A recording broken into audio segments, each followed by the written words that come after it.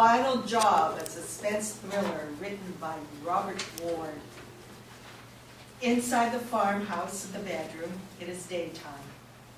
The slow, rhythmic, sucking sound of a ventilator, in and out, is heard as a thin curtain flutters at an open window. An unkept woman, Penny, 40-ish, wears a simple top and lies motionless on a bed next to a nightstand covered with medicine bottles. A breathing tube streams from her mouth. Her eyes are wide as she labors with her breathing. Outside, the barn.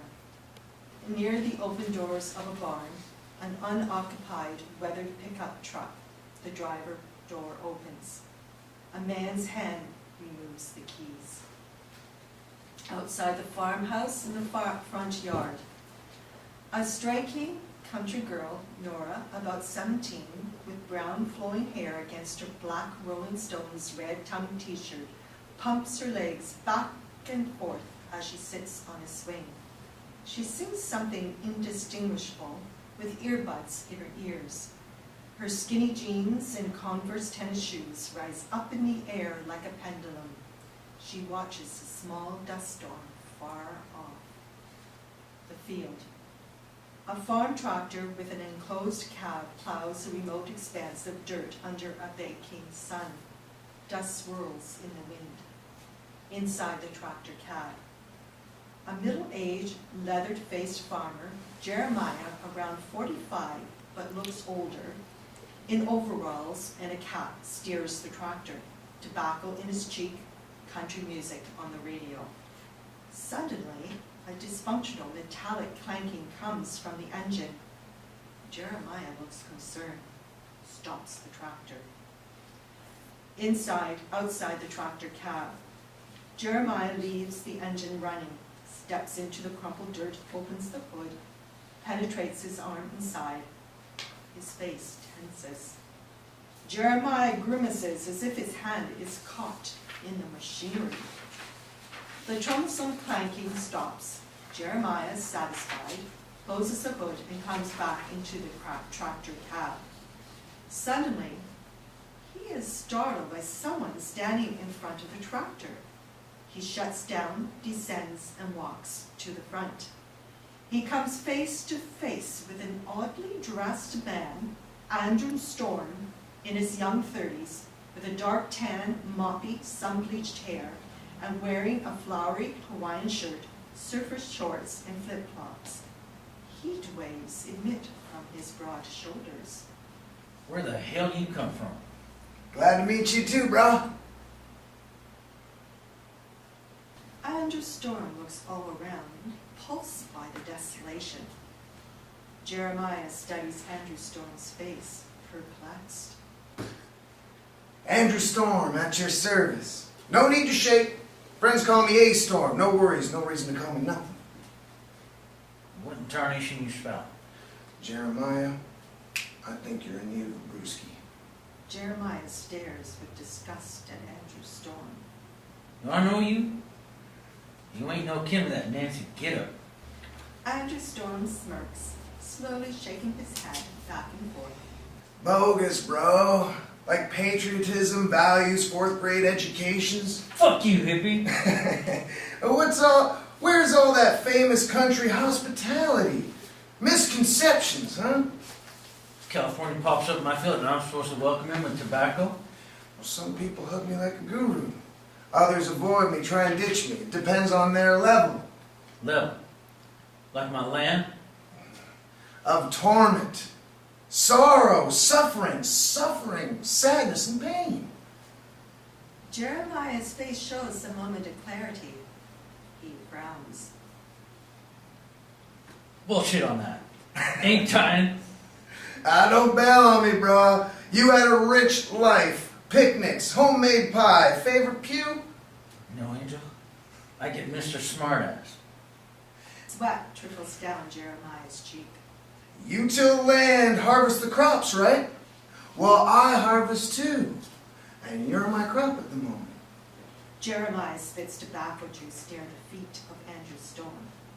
Jeremiah steps around and toward the tractor cab. But Andrew Storm stops him with a gentle palm to the chest.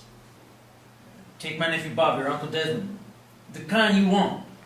You know the sermons, J-Man. No saving your brother's soul now. Save your tent-pole preaching.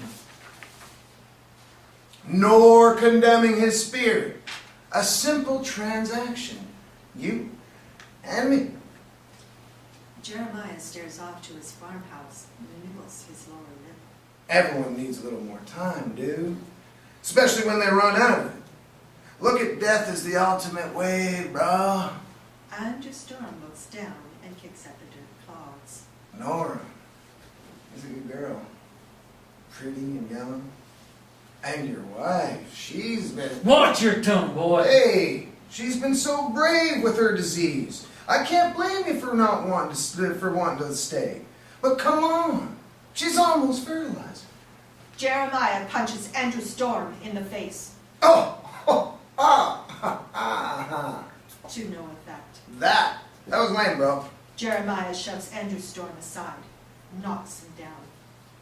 Inside the tractor cab, Jeremiah drives like an obsessed madman, skids up to his farmhouse, flings open the tractor door, jumps down, drops keys. The front yard outside the farmhouse. Nora stops swinging as she watches the commotion, stands up. Daddy, you okay? Jeremiah rushes toward the front door of the farmhouse. Fine, get in the cellar. Why? Jeremiah stops on the porch to address her. I said get in the cellar now. Bolt it, I'll join you there. Jeremiah disappears inside the front door. Who's riding in the back of Betsy? Nora sprints off to the cellar at the side of the farmhouse. The front room inside the farmhouse. Jeremiah locks and blockades the door with a chair and moves to the gun cabinet. He grabs a shotgun, loads it with shells. Honey, I'm getting you when we're leaving here. Don't you worry, I'll be right there. Inside the cellar, Nora, a nervous wreck, sweats and breathes heavily as she sits on a barrel in a dimly lighted cellar full of goods. She listens between breaths to what's happening outside. The front room. Jeremiah kneels behind a sofa, his shotgun level, waiting. Suddenly, a massive green John Deere combine with huge skies blaze for chopping corn crashes through the front door, blaze whirling, wood chips flying. Jeremiah takes a stand and fires shotgun blasts at the combine. Sparks fly. The combine advances. Jeremiah screams, Ah! chopped to pieces. The combine is shut down. The hallway. Andrew Storm moseys down the hall toward the bedroom as he sings softly as if it's to a small child. 1 little, 2 little, 3 little Indians, 4 little, 5 little, 6 little Indians. He's now a few feet from the bedroom door. 7 little, 8 little, 9 little Indians. He spies into the bedroom and smiles directly at Penny. 10 little Indian boys. Bedroom. Andrew enters the room and stands above Penny. She makes whimpering sounds, eyes wide with fear, struggles to breathe. Aloha, old friend. Tried to take you earlier, long ago. Penny furrows her brow in confusion at the statement. You're a fighter. Yes, you are. Spunky spirit you got. I do give you credit for that. The sound of her ventilator and desperate breaths increase. But you made the big kahuna upset. Made him feel weak, tired, no fire in the belly. Penny's eyes explode with fright as she fights for breath. He doesn't like strugglers. Come on. He hates a hero. You know he despises miracles. He toys with the medication bottles on her nightstand. Cures, remedies, medicine, hope, happy thoughts, smiley faces. He hates them all. Andrew Storm bends over and stares closely into Penny's eyes. I do apologize. Sanctions are in order. Penalties served. Interest has occurred, my lady. So, I'm afraid, as punishment, all 3 of you must perish. Penny's eyes follow Andrew Storm's hands. He reaches for the ventilator and switches it off. Penny's breathing quickens. Storm disconnects the breathing tube from the machine and he places it into his own mouth. Inside the cellar, Nora is freaking out, trying to get a cell signal on her white iPhone. Nothing. She is, after all, below ground. She paces, frantic, looks for something sharp to arm herself. The bedroom of the farmhouse. Storm, the breathing tube in his mouth, draws in his breath, sucks the air from Penny's lungs, holds his breath. Penny can't breathe at all. Storm stands there, casually viewing the photographs of Nora at different ages on the wall alongside the bed. Nods his head up and down as if in approval of life well lived. Studies them as a hunter watches a deer. Penny's whimpers and whines calm down. The room is silent. She stares up without a sound. Dead. Storm lets the tube fall from his mouth to the floor. Almost like a bomb. Inside the barn, a moment later, Storm stands in the barn looking over the tools along the wall. Spade, shovel, pitchfork, hammers, sharp things. He turns toward the heavy machinery, spots a yellow backhoe. Outside the cellar door, Storm positions the backhoe next to the entrance. He raises the bucket, the sound hydraulics at work, and angles the large shiny teeth downward. He slams the bucket teeth into the cellar door and shatters it. Nora's screams can be heard from her shallow grave below. He shuts off the backhoe, hops down, clears the doorway. Inside the cellar, Nora crouches and hides behind the barrel. Storm climbs down the ladder. He scans the cellar. Nora, the grand prize recipient, my final job. He moves about, but stops to admire the canned peaches on a shelf. Oh, those look rad. I must be getting the munchies. Nora covers her mouth with her hand, tries to be silent. Storm slowly searches the cellar again. Oh, don't make this so hard. I'm in flip-flops here. All right. Marco! He sees her foot behind the barrel and moves to her. Marco? Sneaks up to the barrel, bends over it, looks at her. Hello. She gently rises, shaking, and pulls something behind her. Just like that little blue swimming pool, except now I'll be your loving lifeguard. Someone like you knows my name? Storm looks at her shirt. Hey, I like the stones too. He laughs and makes a gesture toward the cellar door. Can't you hear me knocking on your door? Nora steps backward, looks at the ladder a second. Storm plays air guitar and hums the stone song. I've done nothing to you. Storm reaches for Nora, caresses her face and lips. And no one said you did. You're bodacious in person. Loved your pics. The carnival? Oh, who doesn't love a carnival? Nora shakes her head away. Is this some big game to you? Speeders, climbers, train grabbers, swimmers too far out, teens who don't wear their helmets. Storm pulls a cigarette lighter from his shorts and flicks the flame on. Watches the flame, in love with it. Mainly, I toy with the sick, the wrestlers, the fighters, hospital cases, and homebound. You're the sick one. Did you know oxygen masks are incredibly flammable? He snuffs the flame out and turns his attention back to Nora.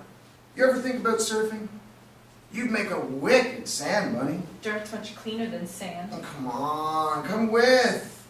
I retire after this assignment right here. I think you're so great because you listen to Red Hot Chili Peppers and go in and out. Awesome. Another worldly Midwesterner on the internet. Rather work hard in fresh air than work out in a smelly gym. Well, the dirt under the fingernails mantra. I'll take some freedom fries with that. He lights and stares at the flame again, envisions somewhere. Sunny and hot year round. You and I can get baked, hang out with the hottest peeps, get you supreme board, carve epic flames 30 feet high, forever. Nora slowly shakes her head back and forth. No. Like I told you, father. What about my father? He got all aggro with the gunfire. I'll say they didn't suffer. What did you do to my mother? Really? You really think she enjoyed sucking mucus 24 a day? Nora stares at him in disbelief. You ever had great sushi around? Oh, that's right. Beef. Yes. Where you're from, you probably burn it. Got a country comedian here. Hey, let's hit the roller rink. A picture show. Fuck that. Let's try Santa Monica. Or Village Theater in Westwood, huh? Nora makes the rude hand gesture of a man masturbating. Oh, come on, brutal. Vacay awaits. Here, you look tense. Let me massage your neck. Andrew Storm suddenly grabs her neck with both hands. Nora plunges hand shears into his chest as she screams. How I butcher beef? He barely notices, holds her arm, strokes her face. A gnarly surfing experience for eternity. Oh, you are welcome. Nora breaks loose, runs for the ladder, gets halfway up. He grips her legs as she kicks at him. They struggle. You going to get that barbecue sauce? Nora's iPhone falls from her back pocket to the ground. Andrew Storm looks down, distracted for a second. Nora grabs a spray canister nearby, hits his face, stuns him. She scrabbles up the ladder and out of the cellar. Andrew Storm picks up Nora's iPhone, scrolls her pictures. The front yard. Nora runs to the tractor, leaps aboard, into cab. No keys. Outside the barn. Nora runs to the pickup, hops in. No keys. Andrew Storm ambles along since there's no rescue nearby. Inside the barn. Nora jumps on her dusty mountain bike, rides out of the barn, the front yard. Nora pedals for her life. Rear tires flat. Bike fishtails. She barely misses the grasp of Andrew Storm. In the field. Nora rides serpentine in the plowed field, screams for help. Andrew Storm quickens into a gangling stride. He gains on her. One last lunge and his fingertips are on her shoulder, just as she splashes into a knee-deep irrigation canal. Andrew Storm abruptly stops the pursuit. Nora leaves the bike, desperately wades to the other side, about 20 feet away, regains her footing, runs for her life. Andrew Storm hesitates at the water edge, apprehensive. Finding courage, he moves his foot and cap into the water. A sizzling and hissing sound like bacon placed on a diner grill comes from the white, bubbly, smoky water. Andrew Storm grimaces as he screams in searing pain. Nora stops running and looks back to see what's happening. Andrew Storm gingerly withdraws his leg from the water canal. Below his knee are the starched white skeletal remains of his foot and lower leg. The flesh, muscles, tendons, and ligaments perfectly dissolved away as if dipped in acid. Surf Princess! Come back! Oh, not allowed an epic fail! Nora runs away from him again. Andrew Storm, defeated, hobbles to the farmhouse, swearing. The bedroom of the farmhouse. Andrew Storm yanks pictures of Nora off the wall and gathers them, holds one photo, and ponders the close-up of her face, rubbing it with his thumb. He is smitten. He turns and rips the curtain off the window. He strains to spot Nora anywhere in the field, his final job before him. Beautiful view, isn't it? Andrew Storm spins to her voice. Nora Spuddy next to him. Instantly, she throws a kitchen pan of water in his face. Andrew Storm screams in a scalding agony. The water dissolves his eyes and face. Parts of his skull shows through. You couldn't use gasoline? Nora pulls the metal spray canister from the cellar. She sprays Andrew Storm up and down with water. He screams as his flesh melts. He knocks the canister away. The hallway. Nora wrestles him toward the bathroom. He can barely see. In the bathroom. She trips him into the bathtub, follows him, holds him in a headlock. They fight for the faucet. She wins. Water pours. Andrew Storm screams as solid water sizzles his backside. Nora faces his face into the stream. This is for my daddy. Andrew Storm screams, his stringy surfer hair matted across what remains of his face. He turns away from the stream. Nora forces his face into the stream again. And this is for my mom. His screams fade to groans. He weakens. His voice gets lower. Nora releases him for a moment to shut off the faucet. Andrew Storm speaks scarlet, his bony hand upon her cheek. I came clean with my feelings. Why? Why hell? Jet ski. Drunk. Didn't see him. A boy in a dark wetsuit. Surfing. With his mother. Andrew Storm dies. His jawbone falls away from his skull. Nora lets go and steps out of the tub, looks down at the remains, his flowing locks strewn in a mosaic on the water. She spots her iPhone on the floor, grabs it, clicks it on, smiles at the selfie Andrew Storm took looking like Don Juan. She peers back at the tub, clear water. Andrew Storm is gone. She drops to her knees, terrified. Her hand frisks the water. The patient hydrotherapy room. It is nighttime of the mental hospital. Nora kneels next to a water-filled aluminum tub in a sterile room, her hand in the water. A nurse about 40, with long copper-colored braids, opened a door and is surprised by Nora. Hey, you're supposed to be taking your bath. No more playing around. Hear me? The nurse leaves and closes the door. Nora, puzzled, looks back at her hand that holds her white iPhone, but instead she sees a white bar of soap in her hand. Later, Nora lies in the tub, staring ahead.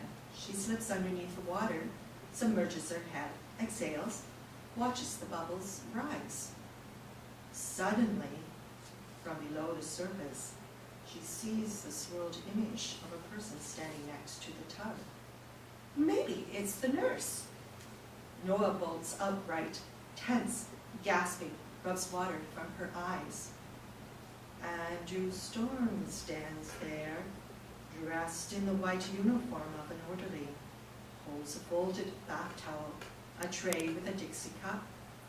He smiles like a total creep talking down at her. Surf's up, princess. Let's get that water off you. It's med time.